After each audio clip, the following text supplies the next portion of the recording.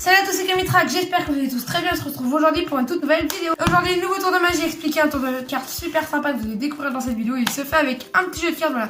J'espère qu'il vous plaira. Donc sans plus attendre, on va tout de suite passer à la démo de ce tour, vraiment très impressionnant. Et après, les explications. Allez, c'est parti.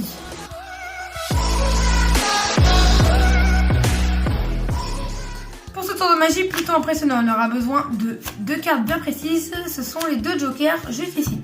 Donc on va placer les deux jokers ici et le spectateur va sandwicher une seule carte parmi tout le jeu de cartes. Donc d'abord le jeu de cartes peut bien sûr être mélangé par le spectateur et examiné. Donc le spectateur sandwich avec les deux jokers une seule carte. Donc il sandwich, imaginons celle-ci.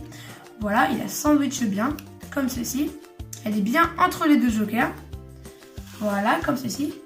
Et donc j'ai aucun moyen pour moi de connaître la carte, celle que la carte que le spectateur a choisi, pardon, je bégaye un petit peu. Et du coup j'ai rentré les deux jokers à l'intérieur et on va ressortir les deux jokers et la carte que le spectateur avait choisie. Vraiment c'est une carte totalement au hasard que le spectateur a sandwiché. Et maintenant je vais réussir à scanner le jeu pour identifier la carte qui manque dans le jeu de cartes, la carte qui est entre les deux jokers. Donc je scanne le jeu, ok, je me concentre, bien avoir toutes les cartes en visu, ok, super. Je sais déjà directement quelle carte il manque. Je vais même prendre sa jumelle, le 8 de carreau, car je pense que la carte qui est entre les deux jokers, c'est bien évidemment le 8 de cœur. Et tout le jeu de cartes est examinable. On passe tout de suite aux explications de ce tour de magie très impressionnant. Ok, donc pour ce tour de magie incroyable, vous devrez prendre les deux jokers. Vous pouvez prendre deux valets, deux dames. Enfin bref, ça m'est égal, ça n'a aucune importance. Prenez n'importe quelle carte. Et ce que vous faites, c'est que le spectateur sandwich des cartes. Voilà, il n'y a aucune triche pour l'instant. Le spectateur sandwich des cartes. Et en fait, ce qu'il va falloir faire, c'est que va falloir mettre les deux jokers qui sortent un petit peu du jeu de cartes. C'est-à-dire qu'il ne faut pas les rentrer comme ceci. Il faut bien les sortir un petit peu. Voilà, comme ceci. Vous les sortez vraiment en dehors du jeu de cartes comme ceci. Et vous refermez comme ceci le jeu de cartes.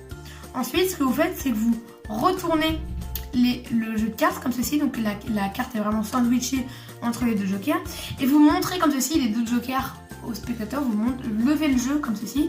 Et en fait, ce que vous allez faire, c'est que quand vous levez le jeu comme ceci, à couvert de vos deux doigts ici, vous allez tout simplement faire sortir la carte qui est sandwichée entre les deux jokers. Mais comment la faire sortir? Telle est la question.